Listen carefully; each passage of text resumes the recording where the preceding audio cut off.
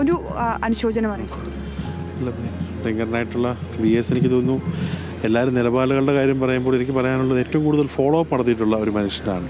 പ്രതിപക്ഷത്തിരുന്നുകൊണ്ട് വിവിധ വിഷയങ്ങൾ ഏറ്റെടുത്തത് ഇടതുപക്ഷം പ്രതിപക്ഷത്തുള്ളപ്പോഴും പിന്നെ ഭരണപക്ഷത്ത് വന്നപ്പോഴും ഒക്കെ ഏറ്റെടുത്തതിൻ്റെ ഒരു ആദരവാണ് ഇന്ന് കേരളം കാണിക്കുന്നത്. തീർച്ചയായിട്ടും കേരളത്തിൽ വേറിട്ട ഒരു രാഷ്ട്രീയ പ്രവർത്തകനായിരുന്നു, എന്നും കമ്മ്യൂണിസ്റ്റുകളുടെ ഒരു നേതാവായിരുന്നു VS. Thank you.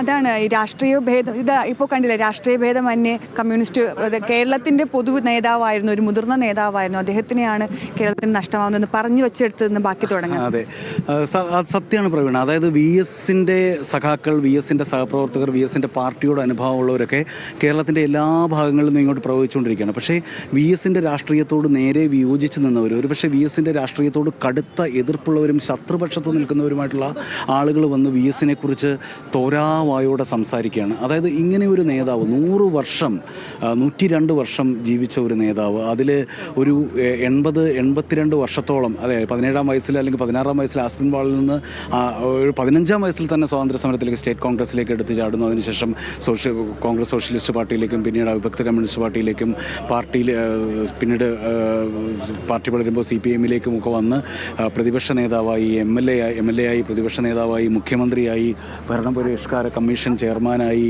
അങ്ങനെ നിതാന്ത സമരമായ VS. നേരത്തെ എൻ്റെ അടുത്ത് പ്രവീണ ചോദിച്ചതുപോലെ കേരളത്തിൽ എവിടെ സ്ത്രീകൾ അപമാനിക്കപ്പെടുന്നോ, എവിടെ സ്ത്രീകൾക്ക് ഒരു ഭീഷണി നേരിടുന്നോ, അല്ലെങ്കിൽ എവിടെ പ്രകൃതി അപമാനിക്കപ്പെടുന്നോ, എവിടെ നെൽവയലുകൾ നികത്തപ്പെടുന്നോ, അതായത് ഭക്ഷ്യസുരക്ഷ, സ്ത്രീ സുരക്ഷ, ഇതേപോലെയുള്ള അടിസ്ഥാന പ്രമാണങ്ങളിൽ നിന്നുകൊണ്ടായിരുന്നു VSൻ്റെ ഒരു സമരജീവിതം. അതുകൊണ്ട് തന്നെയാണ് നമ്മൾ കാണുന്ന അതിസാധാരണക്കാരായ മനുഷ്യർ വന്നിട്ട് കഴിഞ്ഞ 10 കൊല്ലം പബ്ലിക് സ്പേസിൽ ഉണ്ടായിട്ടില്ലാത്ത, സാമൂഹിക മണ്ഡലത്തിൽ ഇടപെട്ടിട്ടില്ലാത്ത ഒരു വേണ്ടിയിട്ട് കരയുകയാണ്.